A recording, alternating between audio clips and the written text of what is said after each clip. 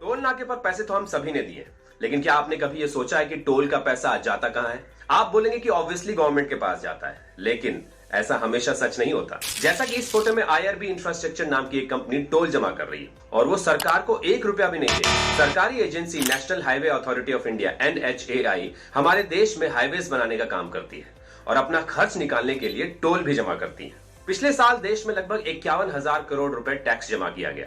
फिर भी NHAI का खर्चा लगभग 3 लाख करोड़ का है। इसलिए NHAI पब्लिक प्राइवेट पार्टनरशिप्स में जाती है, जिसमें प्राइवेट कंपनियां हाईवेज बनाती हैं, उनको कुछ समय तक चलाकर टोल जमा करती हैं और जब उनका पैसा निकल जाता है तो वह हाईवेज सरकार को वापस कर देती है।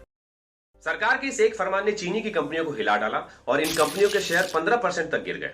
सरकार ने दरअसल यह आदेश दिया था कि अब कोई भी चीनी की कंपनी एथेनॉल बनाने के लिए गन्ने का जूस इस्तेमाल नहीं कर सकती। आपको बता दें कि पिछले कुछ सालों से मोदी सरकार एथेनॉल के प्रोडक्शन को बढ़ावा देती आ रही थी, पर चीनी की कमी से अब इस पर रोक लगानी पड़ रही है। भारत को कुछ समय पहले दुनिया का दूसरा सबसे बड़ा चीनी निर्माता होने के बावजूद चीनी एक्सपोर्ट को बंद करना पड़ा था और अब सरकार को एथेनॉल पर अंकुश लगाना पड़ रहा है, जिससे उम्मीद है कि कंपनियां अब बकाया गन्ने का जूस का इस्तेमाल चीनी बनाने में ही करेंगी।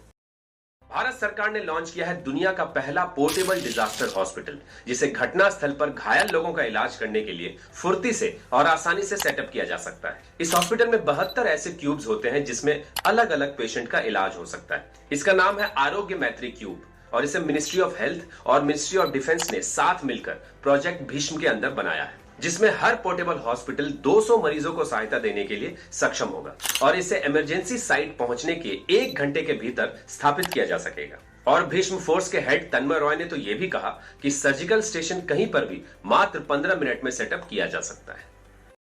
जहां एक तरफ देश में लंबे समय से इंजीनियर बनने की दौड़ लगी हुई थी, वहीं अब दूसरी तरफ ये इंजीनियर सिविल सर्वेंट बनने को उतावले हो रहे हैं। Ministry of state for personal Jitendra Singh ने बताया कि 2017 से अभी तक जिन 4,371 एस्पिरेंट्स को यूपीएससी मेंस में रेकमेंड किया गया है, उनमें से लगभग 2,800 यानी कि 63% इंजीनियर्स थे। एक्सपर्ट्स का कहना है कि इन इंजीनियर्स को कॉम्पिटिटिव एग्जाम्स देने का एक्सपीरियंस होता है। साथ ही इंजीनियरिंग की पढ़ाई में जो एनालाइज करने के और एग्जाम करने के तरीके सिखाए जाते हैं, वो भी यूपीएससी एग्जाम को क्रैक करने में मदद करते हैं। तो यदि आप या आपके परिवार में कोई आईएएस बनना चाहता है, उनके लिए इंजीनियरिंग करना एक अच्छा विकल्प हो सकता है।